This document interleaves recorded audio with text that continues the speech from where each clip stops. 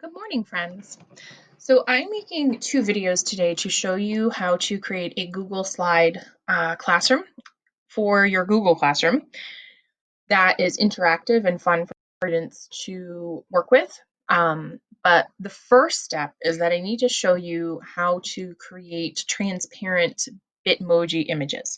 So some people do have a Bitmoji extension on their Chromebook or laptop, and if you do, that's perfect. You don't have to go through all of this.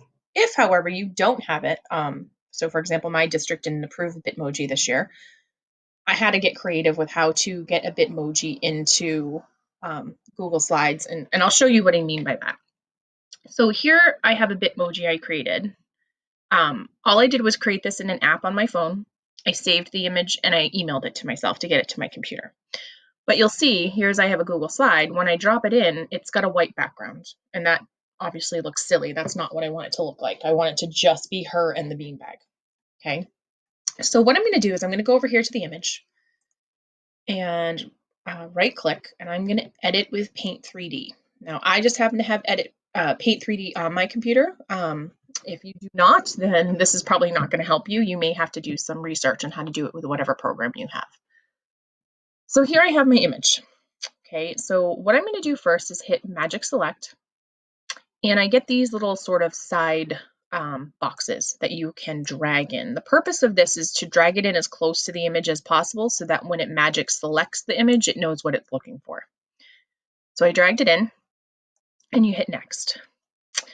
So here you can see that it's made this perfect little line around my whole little Bitmoji.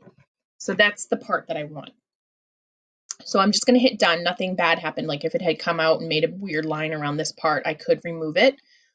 Or perhaps it didn't grab the hair, I could add and I could go around the hair so that it knew to grab that. So that's what these add and remove features are for.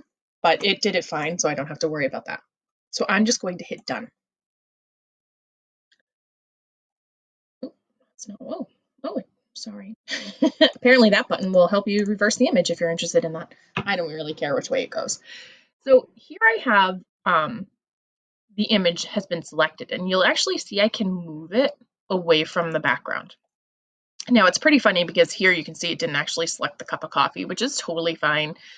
I believe when I go and post this, it's probably just going to pick up whatever background color, which is not a big deal. So I'll leave it the way it is. So now I have to get this little piece away from this background. And the way I'm going to do that is I'm going to copy this image. I'm going to come over to menu and I'm going to hit new. I don't need to save that. I'm just going to leave it. And now I've got a new one and I'm going to paste it into here. So now I can fool around with my background better.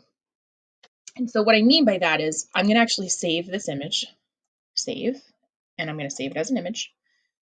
And I want to make sure it's PNG. Make sure it's not any of these others. It has to be PNG. And then down here, there's a transparency button. If I select that, you'll see now I don't have a background.